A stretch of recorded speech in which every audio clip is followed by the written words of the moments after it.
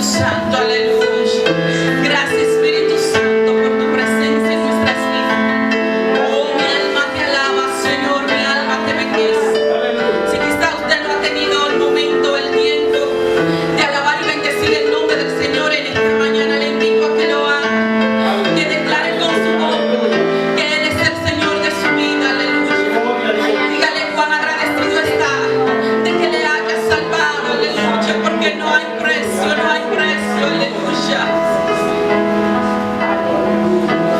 Gracias, Señor.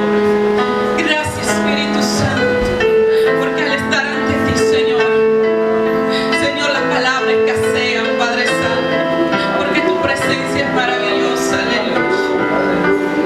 Recibe la gloria y la honra, Señor. Señor, llévame a tu atrio, al altar de bronce, al lugar santo. Señor, tu rostro quiero ver. Pásame a la muchedumbre, donde el sacerdote canta. Tengo hambre y sed de justicia, y solo encuentro un lugar. Llévame al lugar santísimo, por la sangre del Cordero Redentor. Llévame al lugar santísimo, tócame, límpiame, heme aquí. Oh, Señor, Llévame a tus atrios, que nos lleve a tu presencia. Allí al lugar, Señor, donde solo tú puedes estar. de bronce, al lugar santo. Señor, tu rostro quiero Ante ti ver. no podemos esconder nada, Señor. Pásame a la muchedumbre, en donde el sacerdote canta. Tengo hambre y sed de justicia, y solo encuentro un lugar. Llévame al lugar santísimo, por la sangre del Cordero Redentor. Ay, llévame al lugar santísimo, tócame, límpiame, heme aquí. Llévame al lugar santísimo, por la sangre del Cordero Redentor. Llévame al lugar santísimo, tócame, límpiame, heme aquí. Ay, tócame, límpiame,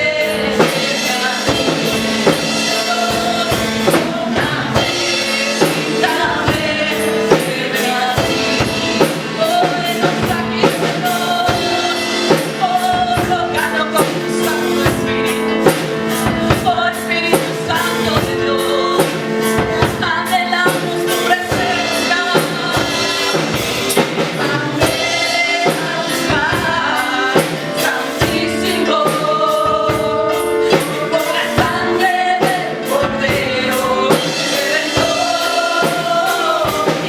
Llévame al lugar santísimo, tócame, límpiame, heme aquí. Tócame,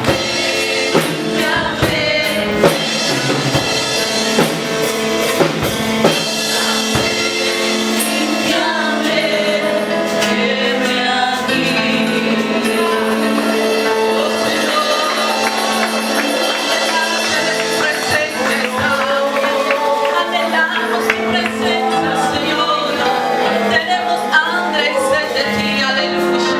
Por eso levantamos tu nombre en esta hora, Señor. Sigue derramando de tu presencia en nuestras vidas, sobre la vida de cada uno de mis hermanos. Pues leemos la palabra de Dios en el nombre de nuestro Señor Jesucristo. Amén. Entonces el rey mandó reunir con él a todos los ancianos de Judá y de Jerusalén. Y subió el rey a la casa de Jehová con todos los varones de Judá y con todos los moradores de Jerusalén, con los sacerdotes y profetas y con todo el pueblo, desde el más chico hasta el más grande.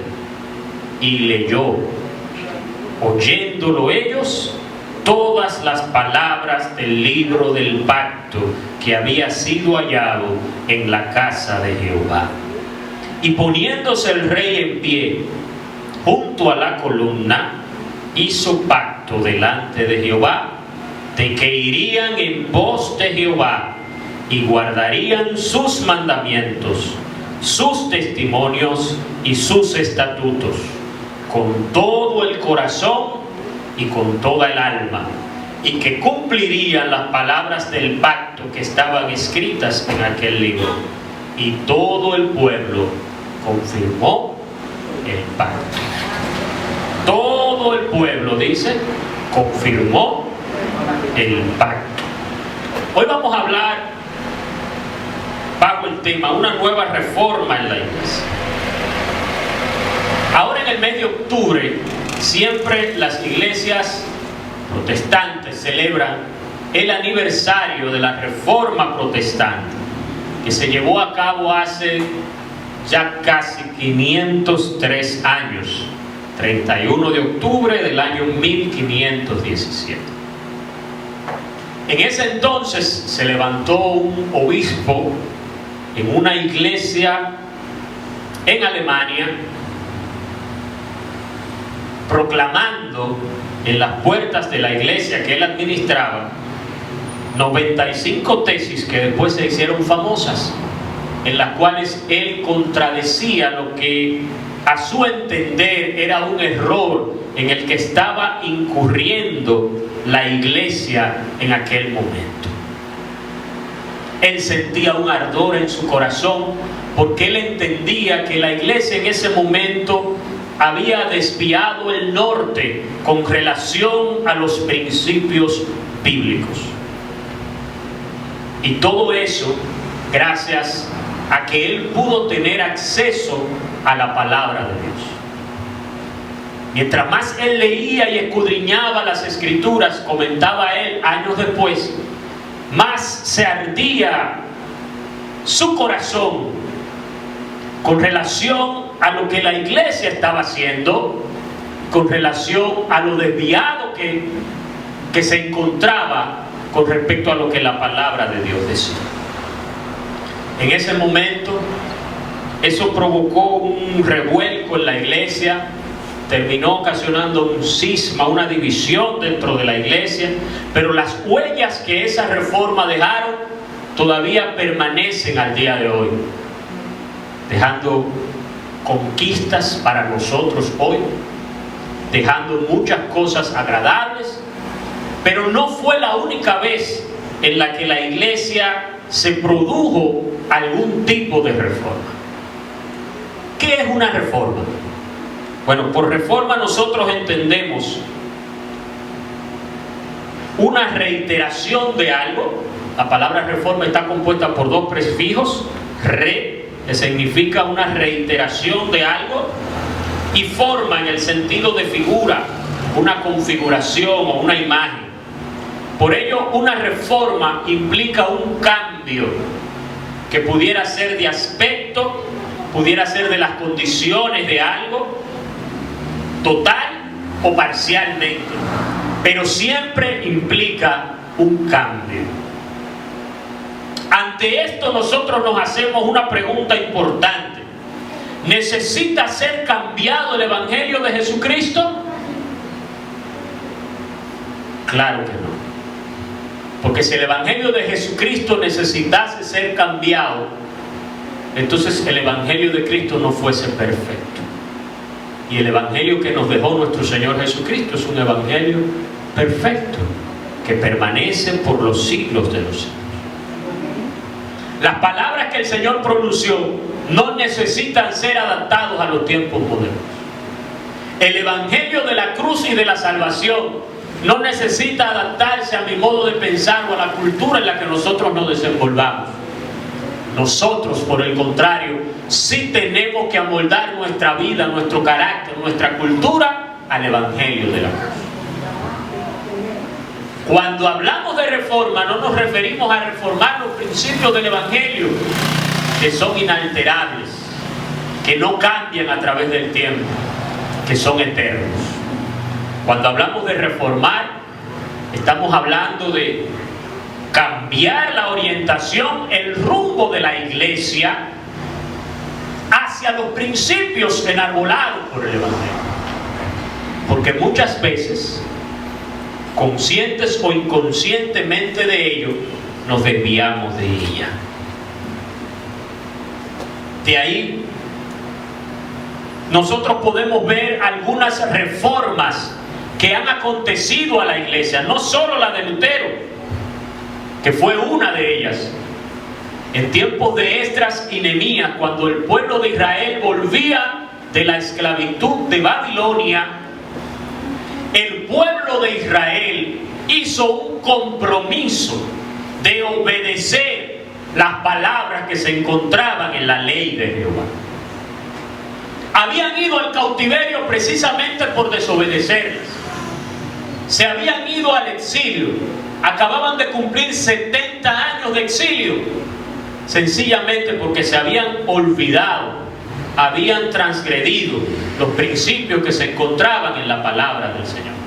Y en ese momento crucial, en tiempos de Esdras y Nehemías, nosotros vemos al pueblo escuchar las palabras de la ley y compungido de corazón llorar públicamente y hacer un pacto con Dios para volver a sus caminos.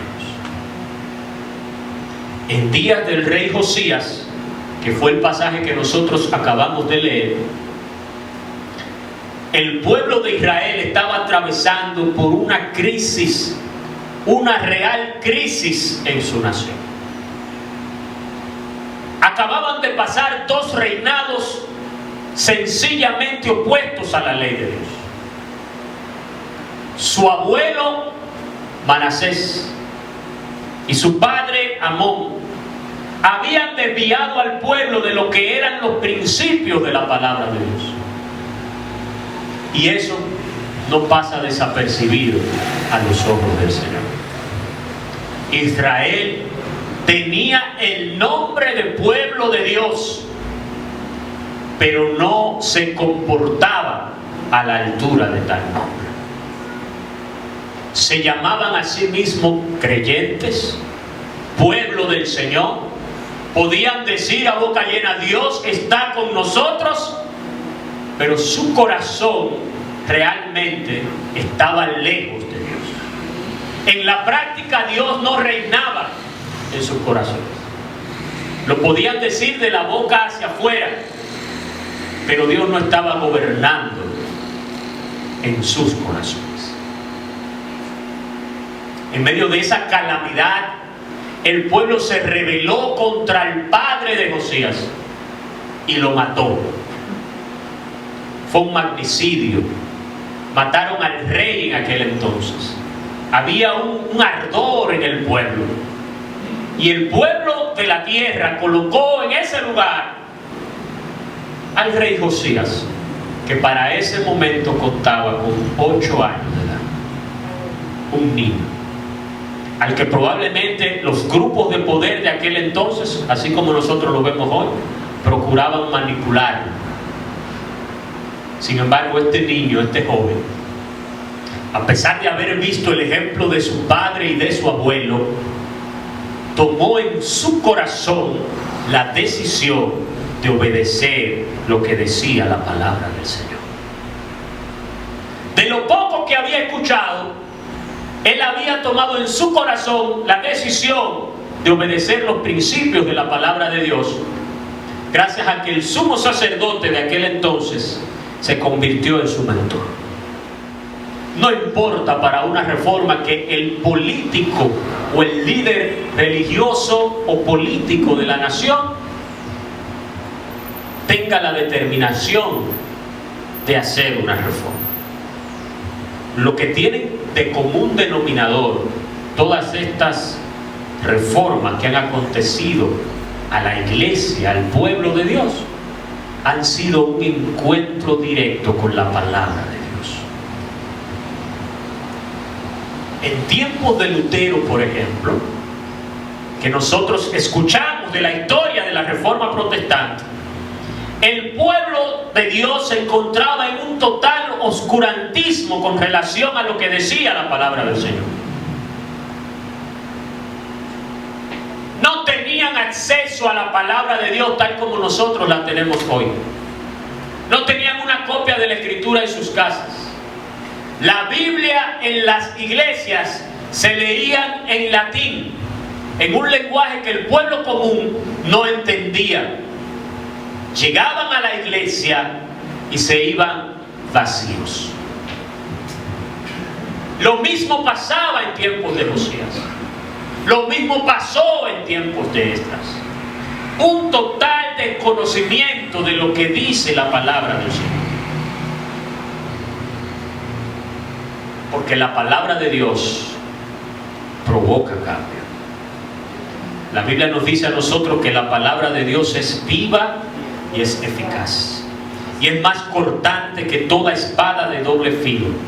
Y penetra hasta partir el alma y el espíritu, las coyunturas y los tuétanos, y discierne los pensamientos y las intenciones del corazón. Todos esos grandes avivamientos tuvieron como común denominador un encuentro de las personas con las Escrituras. ¿Cuál es el estado de la iglesia en el día de hoy? ¿Necesita la iglesia del día de hoy una reforma? ¿Cuál es la condición de las iglesias en el día de hoy? En lugares donde se han hecho encuestas, estudios de opinión acerca de los hábitos de lectura de la palabra de Dios, nosotros vemos que el 19% de aquellas personas que afirman ser cristianos, el 19%, 1 de cada 5 creyentes, afirma que leen la Biblia diariamente. El 26% afirma que leen la Biblia algunas veces por semana.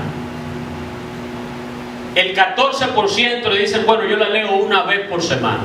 Eso es sacando de lado el hecho de que usted venga aquí a la iglesia y abre su Biblia cuando uno le dice, vamos a buscar en nuestras Biblias un cierto pasaje de la Escritura. El 22% dice que apenas lee la Biblia algunas veces al mes.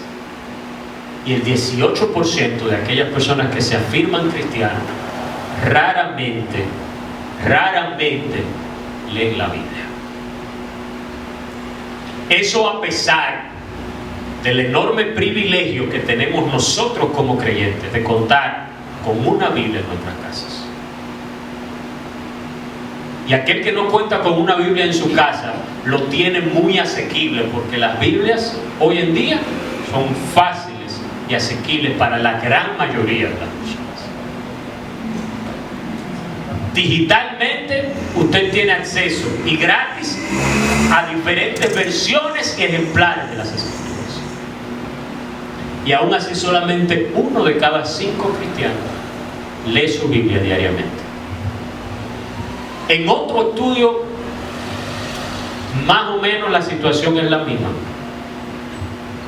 1 de cada 3 cristianos, solo 1 de cada 3 cristianos lee su Biblia diariamente.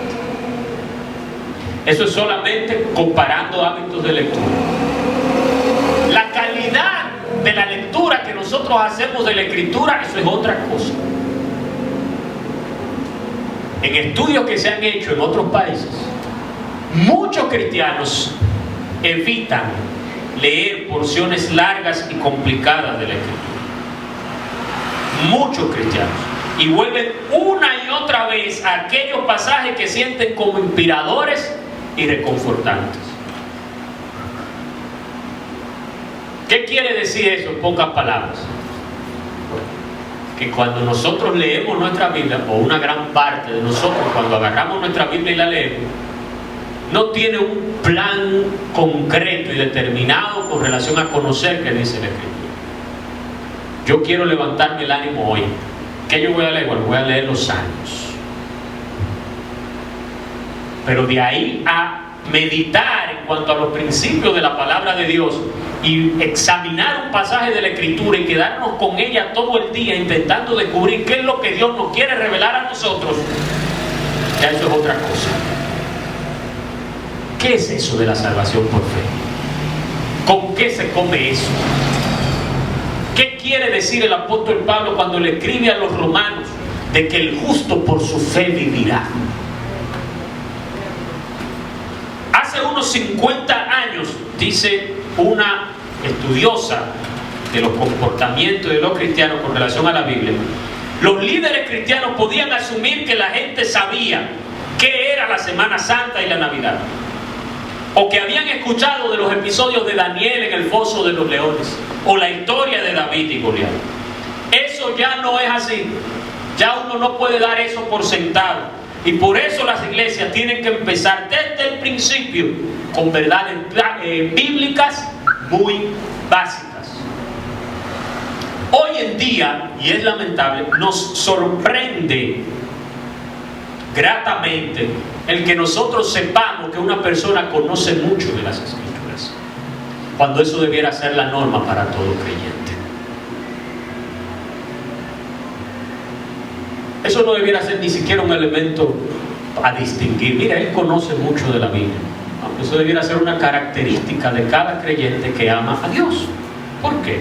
Porque la palabra de Dios es el mensaje que Dios tiene para nosotros. Si nosotros amamos a Dios, entonces nosotros debemos ser las personas más interesadas en saber qué Dios tiene para decirnos a nosotros. Pero hoy en día nosotros, y en eso generalizo, no quiero decir que todos somos así, pero la gran mayoría de los creyentes se conforman con el mensaje que tiene el pastor para darnos los domingos de cada semana.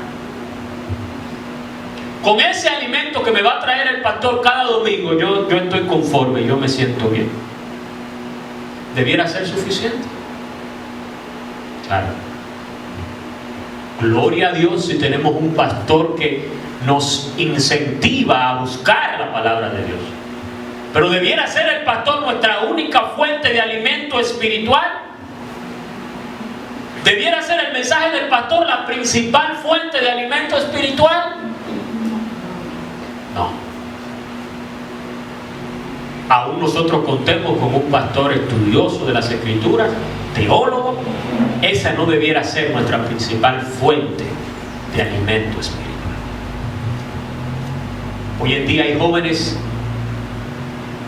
que les ministra más una canción que han escuchado que un pasaje de la Escritura que han leído. No está mal lo uno ni lo otro. Lo que está mal es que eso ocurre por el poco contacto que tenemos nosotros con la palabra de Dios. Y eso es un peligro para la iglesia. Porque ahí usted está a expensas de ser engañado cuando usted no tiene unos principios sólidos en la palabra de Dios. Y eso en primera instancia es una responsabilidad individual. La iglesia a la que usted asiste debe comprometerse a darle a usted un alimento espiritual que le proporcione crecimiento, pero en primera instancia es una responsabilidad individual. ¿Por qué? Porque su salvación no debe depender del buen o mal trabajo que hagan otras personas. Su relación con el Señor no debe depender de que usted haya encontrado una buena congregación o una congregación que quizás no se esmere tanto en la enseñanza de los principios de la palabra de Dios. El precio que Cristo pagó por usted fue demasiado como para que usted le deje esa responsabilidad a otros. Todos los grandes avivamientos y las reformas que ha tenido la iglesia han implicado para la iglesia un volver a las Escrituras. ¿Cómo estamos nosotros con relación al estudio de las Escrituras? Lo que vimos son simplemente números, encuestas. Pero eso es algo que debemos preguntarnos a nosotros. Una evaluación personal a cada uno de nosotros. Necesitamos volver a los principios de la palabra del Señor. Necesitamos amar la palabra del Señor como se hacía antes. ¿O vamos bien? Eso es una buena pregunta para nosotros contestar. Y aquí solamente nos estamos deteniendo en los hábitos de lectura de la palabra del Señor. ¿Y qué tan profundo vamos nosotros a esos hábitos de lectura? De ahí, ese es apenas el primer escalón. Porque si usted lee la Escritura pero no las entiende, entonces seguimos con el mismo problema. Seguimos con el mismo problema porque la Escritura, y solo la Escritura, la palabra de Dios en nuestras vidas, puede transformar nuestro carácter. Si usted está esperando que el mensaje del domingo del pastor sea aquel que modifique su conducta, usted escuchándolo todos los domingos y solamente eso, entonces probablemente los resultados no sean. ¿Qué tan frecuente nosotros aprovechamos el privilegio que nos ha sido otorgado de nosotros buscar a la hora que queramos el mensaje que Dios tiene para decirnos a nosotros? Nunca. ¿Qué quiere decir eso? Nunca. Eso es un absoluto, ¿verdad? Nunca se apartará de tu boca este libro de la ley, sino que de día y de noche. Ahí no dice frecuentemente. Ahí no dice una vez al mes. Ahí no dice 2 veces por semana. Ahí no dice por lo menos una vez al año. Ahí dice de día y de noche. ¿De qué habla ahí? De constancia. ¿De qué habla ahí? De diligencia. Habla de búsqueda diligente. De día y de noche meditarás en él. ¿Cuántos de nosotros nos detenemos a meditar en lo que dice la palabra del Señor y aplicarlo a nuestras vidas? ¿Qué quiere decir Dios cuando Él habla en este pasaje? ¿Qué aplicación tiene a mi vida? Porque Dios le habla a Josué aquí que de día y de noche tiene que meditar en este libro de la ley. ¿Para qué? Para que te vuelvas más inteligente, para que puedas debatir con cualquiera, para que nadie te discuta o pueda ganar todas las discusiones bíblicas que tú quieras hacer, para que guardes y hagas conforme a todo lo que en él está escrito. La Biblia es nuestra regla de conducta.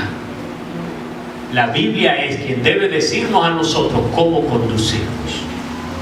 La Biblia, no la sociedad, es la que debe decirnos a nosotros cómo comportarnos,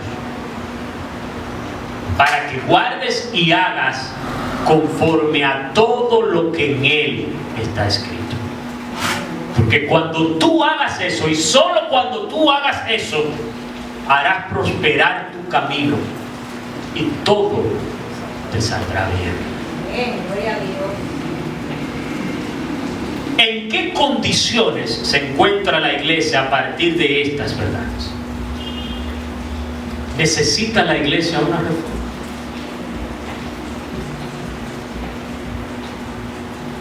La iglesia se ha visto batallando en los últimos años con doctrinas que intentan entrar en la iglesia.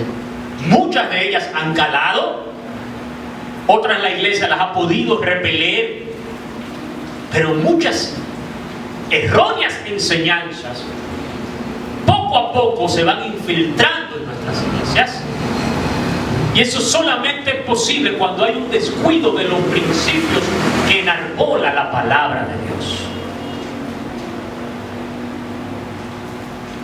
No es una novedad, siempre ha sido así. Satanás siempre ha intentado y seguirá intentando tergiversar los principios de la palabra de Dios. Pero el permitir eso o no permitirlo depende de nosotros. Nosotros estamos para ser, de acuerdo a las Escrituras, columnas y baluartes de la verdad. Sin embargo, nosotros vemos hoy una iglesia a la defensiva. Nos encontramos con una iglesia que simplemente levanta escudos cuando es atacada. Pero Dios nos ha llamado a ser columna y baluarte de la verdad. Nosotros somos los que tenemos que levantar bandera y decir, no, eso no es lo que enseña la palabra de Dios. En medio de una generación maligna y perversa, Dios no nos mandó a nosotros a quedarnos callados y a mantener simplemente nuestra pureza dentro de estas cuatro paredes. Dios nos ha llamado a ser luz y sal de esta tierra. Y para ser luz y sal de esta tierra, aquellas personas que no conocen las Escrituras deben conocerla a través de nosotros. La gente necesita saber lo que Dios opina con relación a eso, y lo va a saber a través de nosotros. Porque la iglesia, Dios la ha colocado como columna y baluarte de la verdad. No una iglesia que simplemente esté para defenderse. Pasamos de ser una iglesia que defienda hacia afuera los principios bíblicos a ser una iglesia que cuando vemos que el mundo está contra los principios bíblicos, lo que hacemos es que nos recogemos y nos aislamos para intentar defendernos a nosotros mismos. Pero a los de afuera los dejaremos indefensos.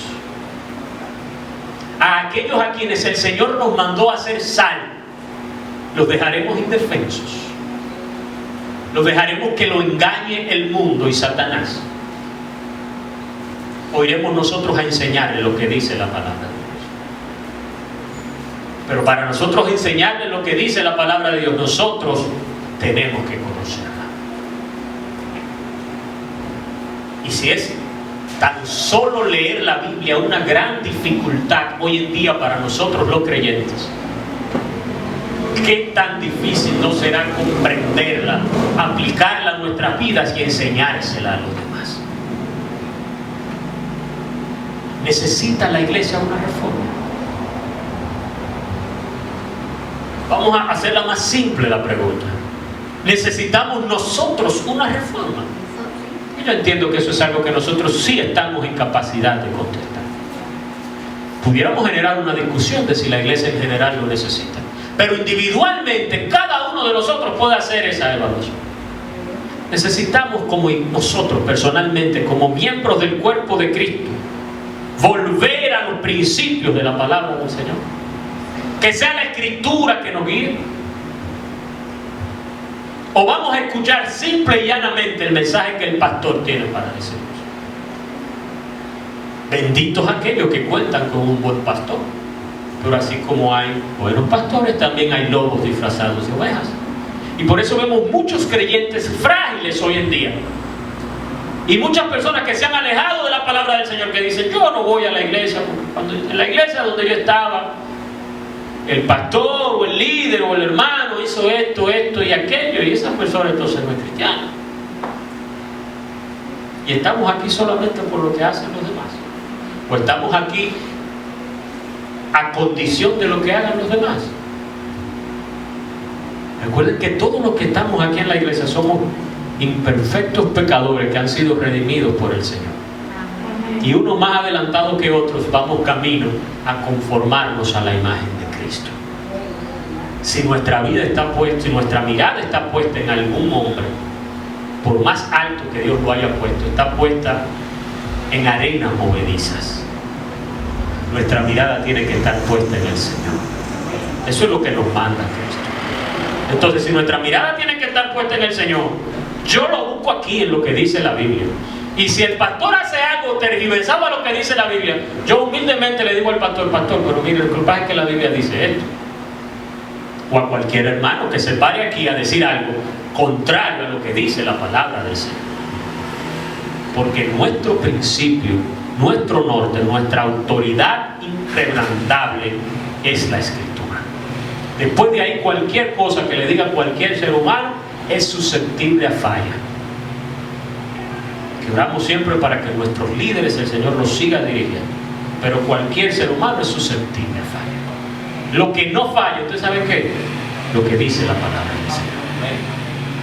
Entonces ahí es que tiene que estar fija nuestra mirada, ahí es que tiene que apoyarse nuestra fe, ahí sobre esas bases es que tiene que estar asentada nuestra fe en el Señor, para que no flaqueemos. Necesitamos hoy una reforma. Preguntémonoslo individualmente, y sea cual sea la respuesta, lo mejor que nosotros podamos hacer es darnos una respuesta sincera a eso y comenzar, si no hemos comenzado, reiniciar, si lo hemos descuidado, nuestro amor hacia lo que dice la palabra del Señor, a meditarla, a atesorarla en nuestro corazón, a aplicarla a nuestras vidas y a vivir conforme a lo que ella dice. Así que Dios nos bendiga, amados hermanos. Amén. Que Dios nos ayude. Vamos a orar. Padre de la gloria, en el nombre poderoso de Jesús. Señor, tu palabra ha sido dada. Ayúdanos, Señor. Ayúdanos a volver a amar tu palabra con ahínco, con pasión, con diligencia, con fervor, Señor. Enséñanos a buscar tu palabra, Señor, y a escudriñarla como el tesoro más preciado que tú nos has dejado. Ayúdanos a volver al estudio diligente de las Escrituras. Reforma nuestras vidas si necesitan ser reformadas. Haz los cambios que tengas que hacer en nuestros corazones y ayúdanos a ser la iglesia que tú quieres que nosotros seamos. En el nombre poderoso de Jesús. Amén y amén.